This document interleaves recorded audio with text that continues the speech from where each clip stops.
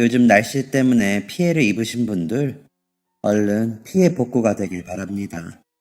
저는 이제 조금 먹고 살만해지고 있다 싶은데 또 모르죠. 인생이라는 게 어떻게 흘러갈지는 아무도 모르는 거니까요. 그렇죠. 그런 삶이지만 저는 좀 베풀고 살아볼까 합니다. 아니, 갚고 싶다가 맞겠네요. 갑자기 왜 그런 생각을 했냐고요? 큰 계기가 있었거든요.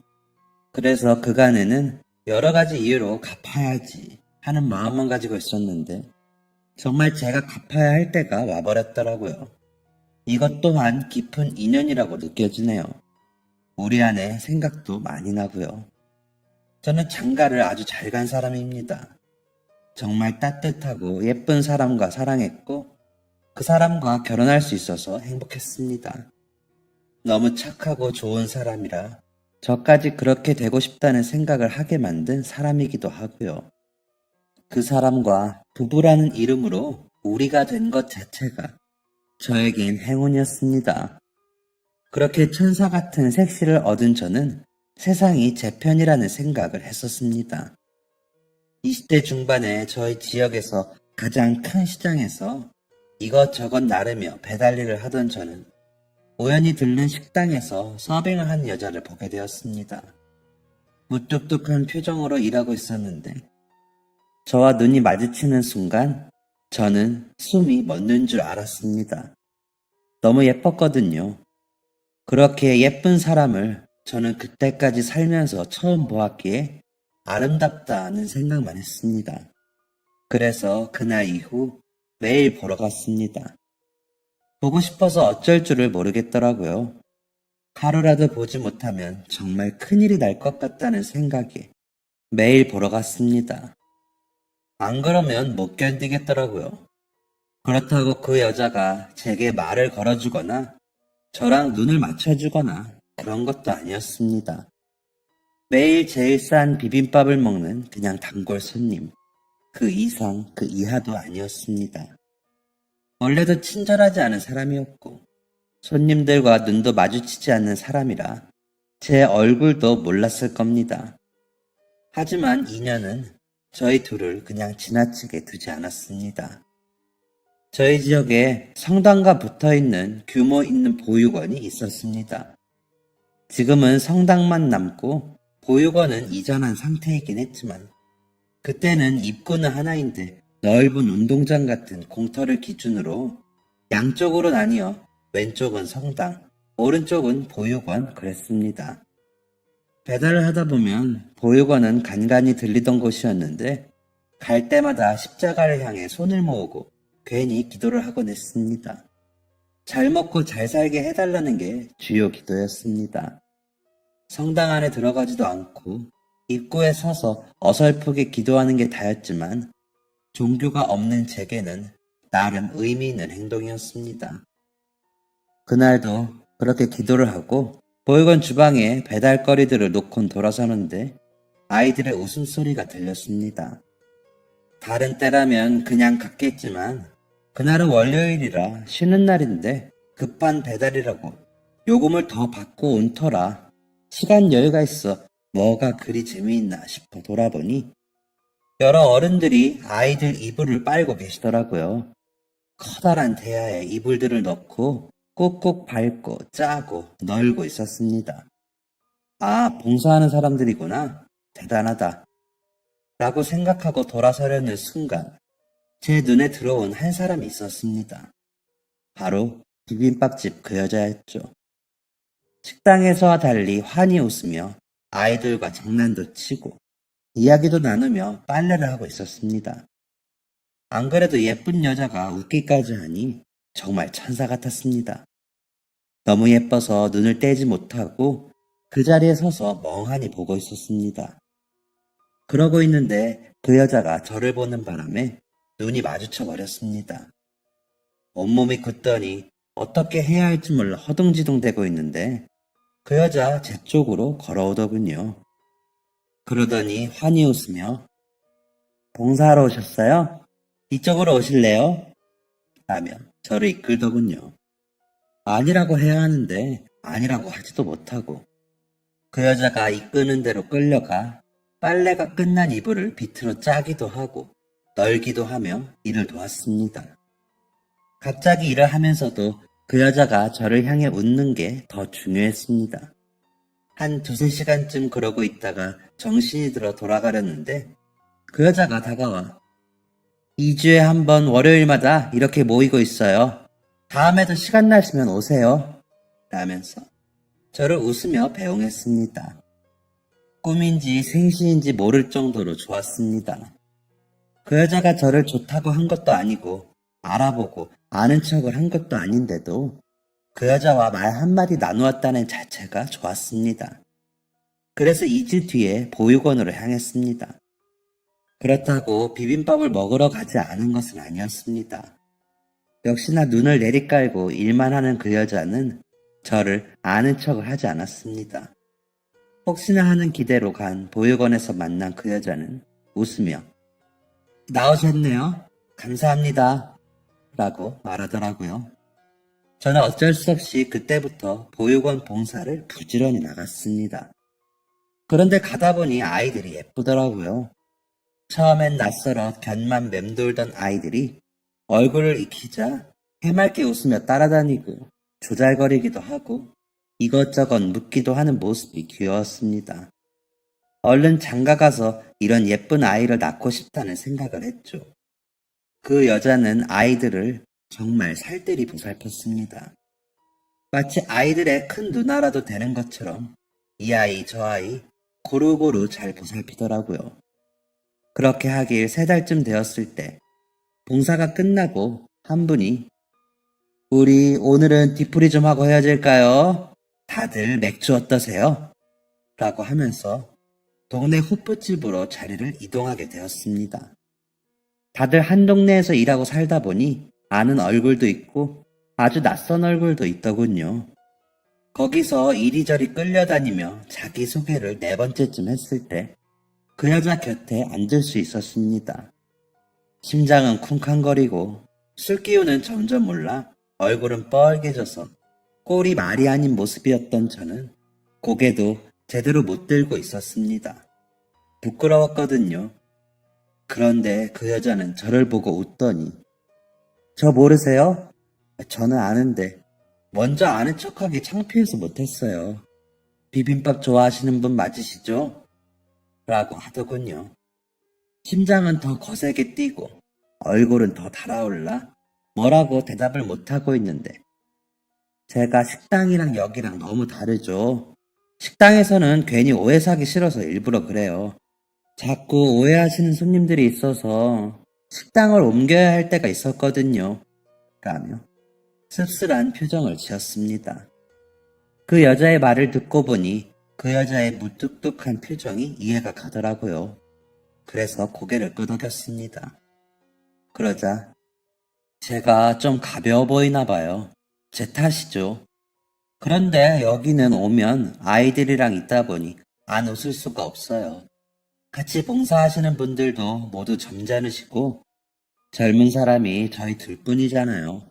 처음 오셨을 때 얼마나 반갑던지 라며 까르르 웃더군요. 아마 술에 약간은 취한 것 같아 보였습니다. 하지만 그 여자와 가까이에서 대화를 나눌 수 있는 건 기적처럼 느껴졌기에 그 순간이 끝나지 않기를 바랐습니다.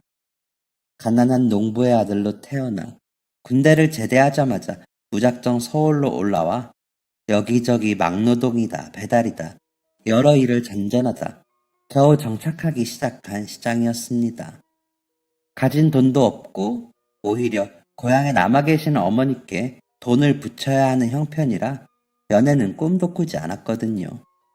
그러다 그 여자를 만나고 생긴 그 연심은 그저 순수하게 동경의 마음이었습니다. 뭘 어떻게 되길 바라지 않았죠. 그런데 그런 여자와 가까이 앉아 이런저런 이야기를 듣게 된 건 정말 꿈만 같은 일이었습니다. 그 자체만으로 저는 너무 좋았습니다. 하지만 무슨 우여곡절인지 여자는 점점 제게 아는 체를 했습니다. 비빔밥을 먹으러 가면 곁들여 나오는 육수를 큰 사발에다 주고 달걀 프라이도 2개씩 얹어주었습니다. 밥도 배로 많이 주었고요. 무뚝뚝하게 일을 하다가도 저와 눈이 마주치면 씩 웃고는 했습니다. 봉사를 가서도 제 곁에서 일을 하는 그 여자와 저는 점점 많은 대화를 하게 되었습니다. 그 여자도 시골에서 올라왔다는 것, 부모님이 모두 살아계시고 딸 부잣집의 막내딸이라는 것, 부모가 없는 아이들이 너무 안쓰러워 봉사를 시작했다는 것, 남자들이 무대포로 들이대 피하게 되었다는 것, 자신에게 먼저 찝쩍거리지 않은 사람은 내가 처음이라는 것, 그래서 내가 마음에 든다는 것 등등 여러 가지를 알게 되었습니다. 저보다 나이가 3살 많은 그 여자는 그때부터 저를 살뜰히 챙기기 시작했습니다. 서로 어려운 처지인 것을 알았지만 둘이 힘을 합치면 더 나은 미래를 맞이할 거라고 여자가 저에게 힘을 실어주면서 우리는 연애를 시작했습니다. 쉬는 날이면 가까운 공원에 가 아이스크림도 사 먹고 걸으며 데이트를 했습니다. 서로 뻔히 주머니 사정을 아는지라 비싸고 좋은 장소는 못 갔지만 그저 둘이 함께라면 좋았습니다. 제가 지내는 자취방에서 라면을 끓여 먹어도 마주보고 웃을 수 있었습니다. 그 여자의 집에 가 비빔밥을 해먹기도 했죠. 그것도 2주에 한 번이나 가능했습니다. 2주에 한 번씩은 봉사를 가서 만났으니까요. 그래도 뭐가 그리 좋은지 우리는 붙어 다녔습니다. 그렇게 2년을 만난 어느 날 여자가 우리 언제 결혼해? 나 이제 30이야 하더군요. 그동안 알뜰히 모은 덕에 둘이 살림을 합칠 방은 구할 수 있었지만 결혼식은 감히 꿈도 못 꾸겠더라고요. 그래서 각자 부모님 올라오시라고 하고 아내가 일하는 식당에서 잔치 음식만 부탁해 해서 식사를 하는 것으로 결혼식을 대신했습니다. 다른 사람들은 부르지도 못하고 같이 봉사하시는 분들만 모셨습니다. 장인어른과 장모님은 제 손을 꼭 붙잡고 우리 미순이 잘 부탁하네 라며 부탁을 하셨습니다. 미리 가서 허락을 받은 것도 아니었는데 그렇게 이야기해 주셔서 너무 감사하더라고요. 보태준 것도 없이 결혼을 하는 막내딸 소갈이 할까봐 그러신 거였겠지만 저에게는 너무 감사한 일이었습니다. 저희 어머니도 아내에게 서로 위하고 살아 그거면 됐다 라며 말씀하시고는 눈물을 닦으셨습니다. 항상 저만 보면 우시는 분이셨거든요. 도시 나가서 힘들게 일하는 아들한테 매달 돈 받는 것도 미안한데 장가 가는데 아무것도 못 해주는 마음이 좋지 않으셨던 겁니다. 저희 누나와 처형들은 그저 잘 살아 라고 말하고는 각자의 부모님을 챙기느라 바빴습니다. 그 사이에서 저와 아내만 신이 났죠. 같이 봉사하시는 분들은 드디어 우리 단체에서도 부부가 맺어졌다며 좋아하셨습니다.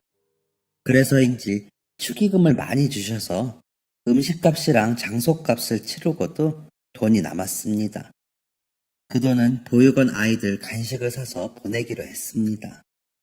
여전히 경제적으로 힘들었지만 아내와 저는 부부가 되었다는 것만으로 감사하고 기뻤습니다. 그래서 더 열심히 일했고 봉사를 했습니다. 그렇게 둘이 열심히 모으다 보니 5년이 지났을 때는 작은 가게 하나를 얻을 정도가 되었습니다. 물론 시장에서 얻기는 무리였고 시장에서 약간 벗어났지만 초등학교와 시장 사이 중간 정도 되는 자리에 점포를 얻을 수 있겠더라고요. 오가는 인원이 시장보다는 적었지만 잘만 하면 아이들이 들러 먹을 수도 있고 시장에 오가는 사람들도 올 수 있는 그런 위치였습니다. 테이블을 4인이 앉을 수 있는 5개 정도 놓고 벽에 혼자 앉을 수 있는 선반을 두어 손님이 꽉 차면 26명 정도 앉을 수 있는 곳이었습니다. 아내는 떡볶이 가게를 열자고 했습니다. 김밥이랑 튀김, 라면 같은 걸 팔면서 제가 배달도 다니고 같이 일을 하면 금방 잘 될 거라면서 우리 너무 부자 되면 어쩌지? 라고 웃는 아내의 얼굴이 좋았습니다. 항상 웃으며 저에게 힘을 주는 사람이었으니까요. 그렇게 우리는 분식집을 열었습니다. 음식을 조금씩 담아 시장에 돌리며 식사 때 시켜주시라고 홍보도 하고 일부러 초등학교 앞에 가 종이컵에 담은 떡볶이를 돌리기도 했습니다. 먹으러 오라고요. 홍보가 먹혔는지 조금씩 알려진 가게는 손님이 점차 늘기 시작했습니다. 배달 손님도 많았습니다. 매일 아침 일찍 재료를 사서 손질을 하고 음식을 만들어 점심 장사를 하고 초등학생들 학교 시간에 장사를 하고 저녁에 마무리를 할 때면 다리가 퉁퉁 부어 몸이 녹초가 되곤 했습니다. 그런데도 다음 날을 위해 가게 청소를 하고 정리를 하면 피곤해서 저녁밥도 먹기 싫었습니다. 남은 떡볶이나 김밥으로 끼니를 때우는 날도 많았죠. 그래도 좋았습니다. 아내와 함께라면 그저 좋았습니다. 그 와중에도 아내는 봉사를 꾸준히 다녔습니다. 가게를 매일 열어야 하는 상황이라 아내가 보육원 아이들 저녁 준비하러 봉사를 가는 날에는 제가 혼자서 오후 장사를 하곤 했습니다. 그러느라 저는 봉사를 가지 못했죠. 원래도 아내가 봉사를 더 열심히 했으니 아내가 대표로 다녀오는 걸로 정했던 거죠. 아내는 힘들어하면서도 봉사를 다녀오면 얼굴색이 달라지곤 했습니다. 마음이 착한 사람이라 그런지 착한 일을 하고 오면 표정이 더 좋더라고요. 아내가 없는 동안 저는 더 힘들긴 했지만 아내가 그렇게 좋아하니 저까지 기분이 좋았습니다. 그런 아내를 닮은 아이 하나만 생기면 더할 나위 없이 좋겠다는 생각을 했습니다. 형편이 어렵긴 했지만 아내와 저와의 결실이 생기면 얼마나 좋을까 하는 생각이었죠. 워낙 아이들을 좋아하는 아내라 아이들을 잘 키울 거라는 생각을 했습니다. 그러던 어느 날 아내가 여보, 나 몸이 좀 이상한 것 같아요. 병원에 가봐야겠어요. 라더니 아침에 재료 준비를 마치고 나갔습니다. 저는 아내가 많이 아플까봐 걱정을 하면서도 가게 문을 닫을 수 없어 지키고 있었죠. 가끔 아침을 못 먹은 이모, 삼촌들이 라면이라도 시킬 때가 있었거든요. 병원에 다녀온 아내는 눈이 뻘개져서 들어왔습니다. 무슨 일이 났나 싶어. 왜 그래? 무슨 일이야? 어디 많이 안 좋아? 하고 물었더니 나 뭐 달라진 거 없어? 요즘 나 살도 좀 찌고 배도 좀 나오고 잠이 모자라서 힘들었잖아요. 난 피곤해서 그런가 싶었는데 임신이래요. 5개월 됐대요. 라더니 환히 웃는 아내를 와락 안아주었습니다. 그간 서로 말은 안 했지만 아내도 아이가 생기지 않아 소가리를 했었는지 제 품에 안겨 엉엉 울었습니다. 그날부터 저는 아내의 일을 덜어주기 위해 더 열심히 일했습니다. 아내는 그런 저를 보며 자신이 할 수 있다며 괜찮다고 했지만 저는 하나라도 더 해주고 싶어 노력했습니다. 물론 음식 간이나 양념들은 아내가 봐야 했지만 나머지는 전부 다 제가 더 하려고 했었죠. 아내가 30대 중반의 한 임신이다 보니 병원에서도 조심하라고 하셨다고 하더라고요. 아무래도 요즘보다 노산의 기준이 더 낮았던 만큼 아내의 상태를 더 살폈어야 했습니다. 임신을 알고 얼마 뒤부터 아내의 배는 점점 부풀었습니다. 저렇게 커져도 되나 싶을 만큼 커지더라고요. 얼마나 큰 녀석이 나오려고 저러나 싶었죠. 하지만 그건 좋은 징조가 아니었습니다. 병원에서는 임신 중독증이라며 좀 쉬는 게 좋다고 하더군요. 그래서 저는 혼자 해볼 테니 집에서 좀 쉬라며 아내를 가게에 나오지 못하게 했습니다. 그런데도 아내는 봉사를 빼놓지 않고 다니면서 이렇게 착하게 봉사도 했으니까 아이도 건강하게 잘 낳을 거예요. 라며 웃곤 했습니다. 제가 혼자 가게 일을 보고 난 후 아내의 몸 상태는 조금은 호전되는 듯 보였습니다. 머리가 아프다며 알아 누워있기도 하고 소화를 못 시켜 헛구역질을 하기도 했지만 그래도 저를 보면 웃어주려고 노력하는 아내가 너무 안쓰러웠습니다. 아이가 얼른 태어나 아내가 좀 편해지면 좋겠다는 생각뿐이었습니다. 그러다 가게 정리를 마치고 집으로 가보니 아내가 배를 붙잡고 아파하고 있는 것을 보았습니다.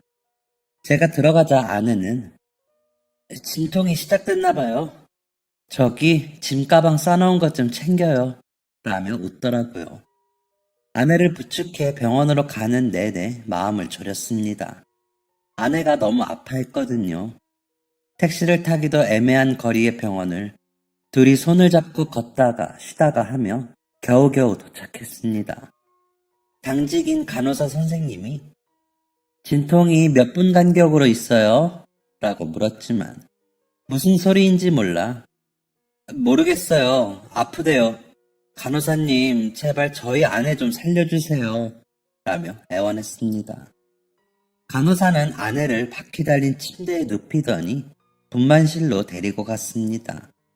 의사 선생님이 따라 들어가시고 분주한 소리가 나더니 간호사 선생님이 다시 나오셔서는 진통 간격이 1분이라 곧 아이가 나올 것 같은데 산모님이 자꾸 기절을 하세요.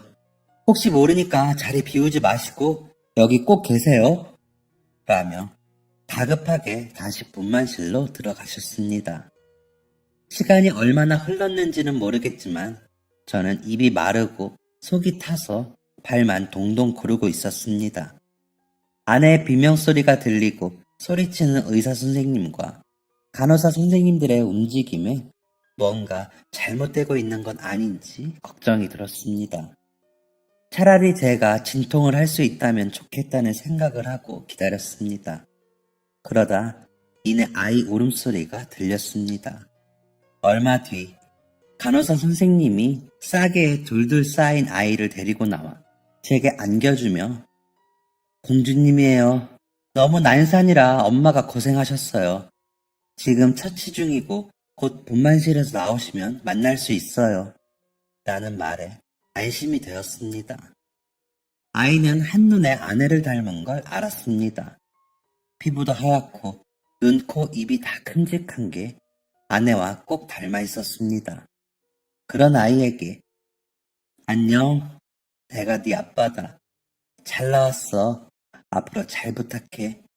라고 인사를 하고 다시 간호사 선생님께 안겨드리는 순간 분만실에서 의사 선생님이 나오시더니 아내분이 지금 혈압이 급격하게 떨어지고 호흡이 불균형하세요. 아무래도 빨리 큰 병원으로 가야겠어요. 간호사, 구급차 불러요. 라며 소리치셨습니다. 아내를 다시 만나기만을 기다렸는데 이게 무슨 소리인가 싶어 멍하니 있는데 분만실 앞에서는 급하게 움직이는 소리만 들리고 의사 선생님과 간호사 선생님들은 더 분주히 움직이셨습니다. 무서웠습니다. 구급차가 도착했고 저는 실려가는 아내 곁에 따라 탔습니다. 아내는 산소 호흡기를 매달고 있었고 아이를 낳기 전보다 더 퉁퉁 부은 얼굴로 눈도 뜨지 못한 채 누워 있었습니다. 그런 아내의 손을 꼭 잡았지만 아내는 제 손을 잡지 못했습니다. 아내의 손은 손가락 하나하나 안 부은 곳이 없었습니다. 그런 아내 곁에서 제가 할 수 있는 일은 아내 손을 잡고 눈물을 흘리며 기도하는 일뿐이었습니다. 지역에서 가장 큰 병원의 응급실에 도착한 아내는 여러 사람들의 손에 이끌려 다급하게 여러 처치를 받았습니다. 저는 그런 아내가 얼른 깨어나 아이를 보러 가기만을 기다리며 처치 받는 모습을 지켜볼 뿐이었습니다. 여러 기구들이 오고 의사 선생님이 아내의 가슴팍을 누르며 아내가 숨을 쉴 수 있게 해보셨지만 아내는 깨어나지 않았습니다. 아이를 낳으면 아이에게 입히겠다고 베넷 저고리도 손수 만들어 가방에 싸놓았는데 아내는 그것을 입은 아이도 보지 못하고 눈을 뜨지 못했습니다. 응급처치를 한 의사 선생님은 환자분 같은 경우를 양수색전증이라고 하는데 이런 경우 예방할 방법이 없어서 고인의 명복을 빕니다. 라고 하시더니 고개를 숙이셨습니다. 아이만 태어나면 다 해결될 줄 알았는데. 아이는 태어났는데 아내는 더 이상 이 세상 사람이 아니었습니다. 아이에게 주겠다며 퉁퉁 부은 손으로 일기를 쓰던 그 사람은 이제 세상 어디에도 없었습니다. 장례를 치르고 아이를 데리러 다시 산부인과에 가서야 저는 울었습니다. 장례식장에서 장인어른 장모님 앞에서도 울지 않았던 저는 그 산부인과에 가서야 눈물이 멈추지 않고 쏟아져 아이처럼 엉엉 울고 말았습니다. 아이를 데리고 나온 간호사 선생님도 차마 아이를 건네주지 못하고 서 있다가 아버님이 강해지셔야 해요. 힘내세요. 죄송합니다. 라며 아이를 제 품에 안겨주시더니 들어가시더라고요.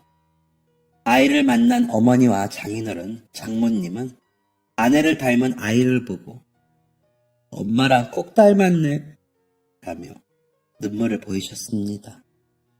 집으로 돌아와 아이를 방에 누이고 장인어른과 장모님은 아이는 우리가 데려가겠네. 자네 혼자 이 아이를 어떻게 키워? 와서 보고 가고 하면 되니까 아이는 우리가 데리고 갈게 라고 하셨고 어머니도 내심 그러길 바라시는 것 같았습니다.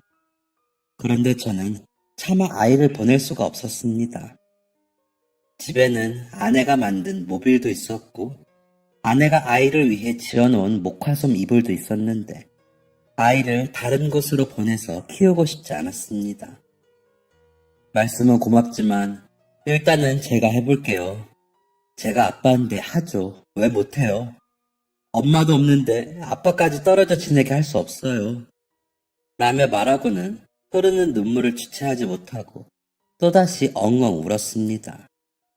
그러자 어머니는 고개를 돌려 우셨고 장인어른 장모님은 함께 눈물을 뚝뚝 흘리며 우셨습니다. 그러더니 어머니가 내가 시골 생활 접고 와서 아이를 봐줄게요. 너무 나이가 많아서 내가 도움이 될진 모르겠지만 한번 해보죠. 라며 장인어른과 장모님을 안심시키셨습니다. 그제야 고개를 끄덕이신 장인어른과 장모님은 그럼 우리가 자주 와볼게 라며 내려가셨고 어머니는 내가 일단 집에 가서 정리 좀 해놓고 올 테니까 그때까지만 좀 혼자 고생하고 있어. 아휴, 이게 무슨 일이라니 라며 눈물을 닦으며 내려가셨습니다. 어른들이 다 가시고 아이와 둘만 남게 되니 아내의 빈자리가 더 크게 느껴졌습니다. 아내가 있었다면 그 환한 미소로 아이를 안고 젖을 먹였을 텐데 저는 눈물을 흘리며 분유를 먹이고 있자니 너무 서글펐습니다. 아내는 얼마나 아팠을까. 내가 너무 부족하고 모자라 아내가 그렇게 되었다는 생각에 차라리 내가 죽고 아내가 살았어야 했다고 자책했습니다. 그런데 아이에게 분유를 다 먹이고 트림을 시켰더니 아이가 절 보며 웃었습니다. 아직 태어난 지 열흘도 안 된 아이가 우는 절 보며 환하게 웃었습니다. 그 미소를 보자니 마음이 뭉클한 게 이상했습니다. 비록 아내는 잃었지만 아이만은 무슨 일이 있어도 지키겠다는 결심이 마구 샘솟았습니다. 그 결심이 생기고 나니 아내에 대한 그리움과 죄책감은 아이에 대한 애착과 사랑으로 변했습니다. 그래서 열심히 아이를 돌봤습니다. 그렇게 일주일이 지나고 어머니께 연락이 왔습니다. 집 정리를 하시고 짐을 싸시다가 넘어지셨는데 허리를 크게 다치셨다는 겁니다.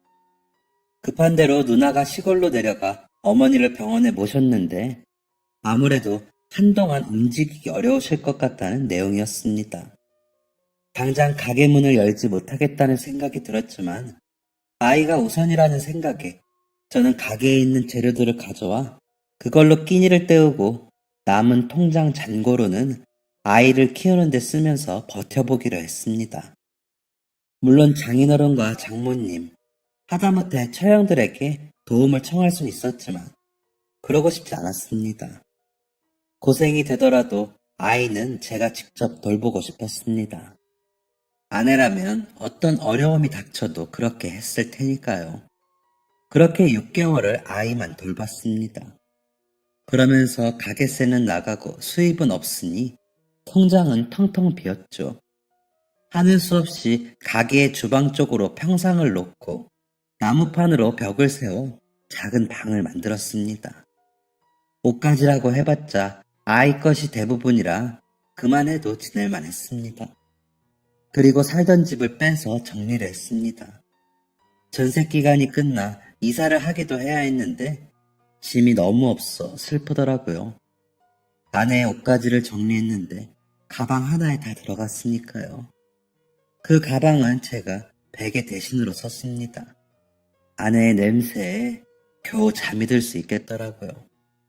장롱도 없이 간이 옷장을 썼고 그릇들도 집에는 많지 않아 정말 아이 짐뿐이었습니다.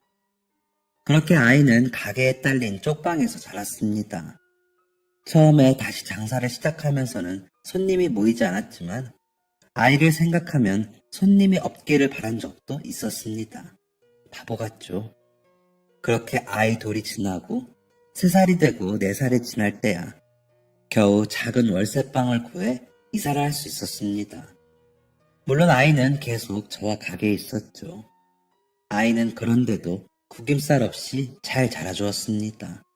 가르치지도 않았는데 메뉴판을 읽더니 떠듬떠듬 책도 보더라고요.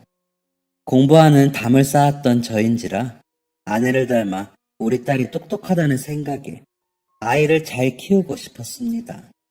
하지만 형편은 쉽게 좋아지지 않았습니다.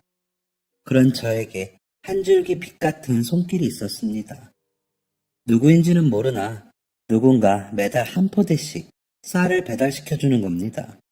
아이 돌이 지나고 나서부터였으니까 꽤나 오래 누군지 밝히지도 않고 계속 보내주었습니다. 쌀집에 가서 물어보기도 했지만 말하지 말라는 당부가 있었다면서 묻지 말라고만 하더라고요. 궁금했지만 저에게는 큰 도움이었던지라 더 이상 찾지 않고 먼저 나타나주길 기다렸습니다. 막연히 아내와 저를 아시는 봉사단체에서 보내주시겠거니 싶어 더 찾지 않은 것도 있었습니다. 그저 그 쌀로 아이에게 밥이나 잘 먹이자 싶었습니다. 아이는 제 바람대로 씩씩하고 총명하게 잘 자랐습니다.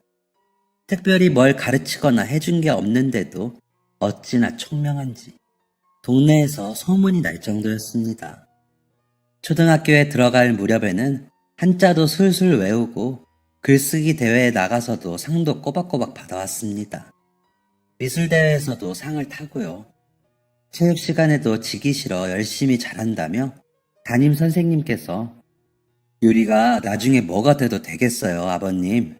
이라며 입에 침이 마르도록 칭찬해 주셨습니다. 아이는 정말 나무랄 데 없이 착하고 예쁘게 잘 자라주었습니다.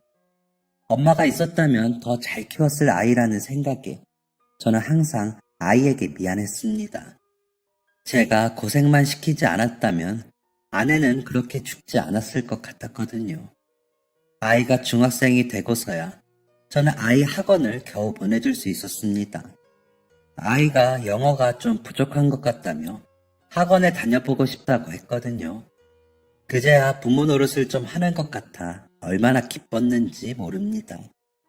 그러는 와중에도 쌀은 매달 한 포대씩 도착을 했습니다. 이제는 그 도움 없이도 지낼 수 있을 것 같아 봉사단체 회장님께 연락을 드렸습니다. 아니, 우리는 그런 것까지 생각을 못했네. 글쎄, 누굴까? 라며 아니라고 하시는 겁니다. 우리에게 이렇게 보낼 사람이 없는데 궁금해졌습니다. 쌀집에 가서 이제는 쌀 안 보내줘도 되니까 배달하지 말라고 말했더니 그게 우리도 곤란한 게 그 사람이 계좌로 돈을 보내요. 무통장 입금으로 아저씨네 가게 이름만 적어서 우리는 쌀을 보낼 수밖에 없어요. 그러지 말고 잘 생각해봐요.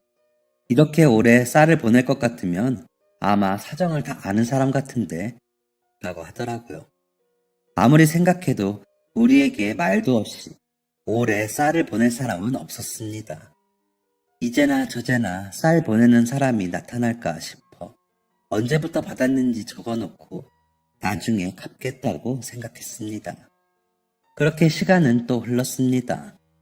분식점은 약간 넓혀 가까운 거리로 옮겨갔습니다. 집도 방 2칸짜리 전세로 이사를 했죠. 딸아이는 고등학생이 되었습니다. 아이는 고등학생이 돼서도 공부를 열심히 했습니다. 잘하는 아이들만 모아놓은 반에 들어가 거기서도 잘하는 축에 끼는지 욕심을 내서 잠도 줄여가며 공부했습니다. 혹여나 체력이 떨어질까 걱정돼서 보약도 먹이고 끼니마다 좋다는 걸로만 먹였습니다. 아빠, 이걸 나만 먹어? 아빠도 먹어. 아빠가 건강해야 내 뒷바라지도 하지. 아빠 쓰러지면 나는 어떻게 해? 라며 웃는 얼굴이 꼭 제 엄마를 닮은 아이를 저는 끝까지 잘 키워 대학도 보내고 취직도 시키고 시집도 보내야 했습니다. 그래야 나중에 아내를 만나게 돼도 부끄럽지 않을 것 같았습니다. 그래야 제 잘못을 아내가 이해해 줄 것 같았습니다. 하지만 아이가 자랄수록 저는 더 많은 행복과 보람과 사랑을 받았고 좋았습니다. 그럴수록 아내에게 더 미안했죠. 그래서 매일 일기를 썼습니다. 나중에 제 생이 끝나면 같이 화장해달라고 하려고요. 그렇게 가져가서 아내에게 나 역시 마음이 편치 않았다는 걸 알려주려고 했습니다. 그런데 끝내 마음에 걸리는 건 쌀이었습니다. 가게를 이전했는데도 꼬박꼬박 날짜도 어기지 않고 도착했거든요. 누군지 알아야 보답을 하던 감사 인사를 하던 할 텐데 도대체 누군지 떠오르지가 않았습니다. 감사히 먹을 때는 잘 몰랐는데 여유가 생기고 나니 더 궁금해지더군요. 갚을 능력이 되는데 갚을 길이 없다 보니 더 조바심이 나더라고요. 그럼에도 섣불리 행동할 수 없어 기다리는 수밖에 없었습니다. 딸아이가 아빠가 모르게 누구 돕고 잊어버린 거 아니야? 그 사람은 그게 고마워서 보낼 수도 있잖아요. 기다려봐요. 나타날 거야. 라고 말하는데 그 말도 일리가 있더라고요. 그래서 좀 더 지켜보기로 했습니다. 그 감사한 쌀로 우리 딸에게 맛있는 밥을 지으면서요. 우리 딸은 그분이 보내주신 쌀로 지은 밥으로 키운 애이다 보니 아이가 건강하고 똑똑한 것도 다 그 덕분인 것 같아 더 감사하다는 마음을 갖기로 딸아이와 약속했거든요. 아이도 자신이 나중에 돈을 벌면 누군가 돕는 일부터 하겠다고 말할 정도로 저희 부녀는 그분의 감사함을 항상 마음속에 품고 있었습니다. 딸아이의 고등학교 시절은 정말 정신없이 흘렀습니다. 입시 공부를 하는 기간이다 보니 항상 급박했죠. 그래서인지 시간은 순식간에 흐른 것처럼 흘렀습니다. 그리고 아이는 마침내 본인이 원하는 대학에 원하는 과에 입학하게 되었습니다. 아이가 다니던 고등학교에서 붙인 현수막에 적힌 딸아이의 이름이 자랑스러워 사진으로 찍었습니다. 그리고 사진으로 뽑아서는 제 일기에 붙였습니다. 나중에 아내에게 보여주려고요. 아내는 알아보지도 못한 예쁘고 착한 우리 딸이 이렇게 훌륭한 대학생이 된 순간을 빠짐없이 보여주고 싶었거든요. 저는 그저 아내 대신 아이를 돌보는 사람이라는 심정으로 모든 걸 기록하고 사진을 찍었습니다. 딸은 그런 저에게 아빠, 엄마도 하늘나라에서 다 봐. 뭘 그렇게 해? 라면서도 사진 속에 제 엄마의 얼굴을 눈에 담고 또 담는 걸 봤습니다. 엄마가 없어 외롭고 서러운 날들이 분명 있었을 텐데도 저에게 한 번도 표하지 않고 잘 자라 명문대생이 된 딸이 자랑스럽습니다. 고맙기도 하고요. 그렇게 아이가 대학에 진학하고 얼마 지나지 않아 쌀이 오지 않기 시작했습니다. 누군지 알지도 못했는데 쌀이 오지 않으니 당황스러웠습니다. 그래서 쌀가게에 가서 물으니 안 그래도 여기 이거 봐. 한 번도 이름이 찍힌 적이 없었는데 이렇게 이기석이라고 적혀있지? 아는 이름이야? 이걸 끝으로 돈이 안 들어와 라고 하더군요. 하지만 아무리 되뇌어봐도 저는 모르는 이름이었습니다. 그래서 봉사단체 회장님께 여쭤보니 이 기석? 어디서 들어봤는데? 아, 기석인가 보다. 맞아. 철순 씨 봉사 못 나올 때 미순 씨가 유난히 챙기던 고등학생 남자애가 기석이었어. 보육원 수녀님께 여쭤보면 되겠네. 라고 하시더라고요. 드디어 쌀을 보내준 고마운 사람을 찾았다는 생각에 가슴이 두근거렸습니다. 보육원으로 가 원장 수녀님께 여쭈어보며 근황을 아시는지 물었습니다. 그러자 굉장히 슬픈 표정으로 안드로는 얼마 전에 하나님의 곁으로 갔습니다. 라고 이야기하시더군요. 머리가 쭉 펴서고 가슴이 쿵 하고 내려앉는 느낌이었습니다.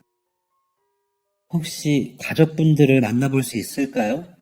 꼭 만나야 합니다. 라며 겨우 정신을 붙들고 물었습니다. 그 사람이 없다면 그 가족에게라도 감사 인사를 해야 했습니다. 여기서 같이 자란 율리아나와 결혼을 했어요. 그리고 아들을 낳고 살다가 그만. 율리아나에게 연락해보고 제가 다시 연락드릴게요. 라고 하시더라고요. 그리고 다음날 그 가족들이 만나보고 싶다고 하셨다는 연락을 받고 다음 쉬는 날 딸아이와 함께 그 집으로 향했습니다. 과일 바구니와 그간 받은 쌀가방은 훨씬 못 미치지만 얼마의 돈을 챙겨갔습니다. 조의금이라도 하고 싶었거든요. 주소에 적힌 대로가 도착해 계세요? 하고 물으니 초등학교 5, 6학년 정도 되어 보이는 남자아이 하나가 나와보더니 엄마! 손님 오셨어요! 하고 소리를 치더니 문을 열어주었습니다. 문 안으로 들어서는데 반지하에 주방과 방 하나가 딸린 집에 살고 계시더라고요. 한 여자분이 오셨어요? 감사분식에서 오신 거죠? 라고 말을 하는데 20년 전 저를 보는 것 같다는 생각을 했습니다. 아픔에서 벗어나지 못해 슬픔이 가득한 얼굴이었거든요. 절망에 가까운 슬픔 속에서 겨우 버티고 있다는 느낌을 받았기에 저는 집 안으로 발을 들여놓기가 조심스러웠습니다.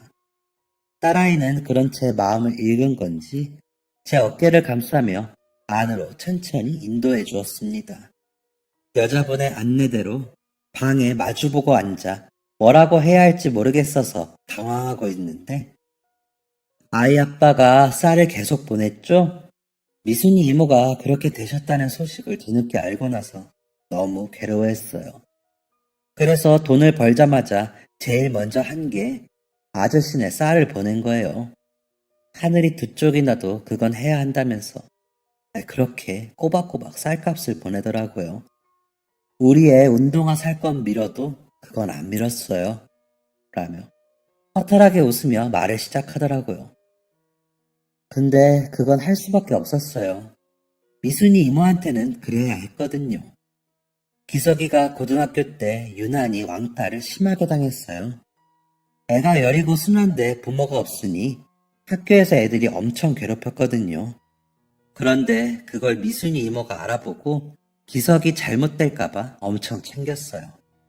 아시는지 모르겠지만 학교로 쫓아도 가시고 걔들 부모 만나서 따져주고 기석이는 아마 미순이 이모 아니었으면 더 일찍 나쁜 생각 먹고 해서 안 되는 선택을 했을 거예요. 라더니 눈물을 닦더군요.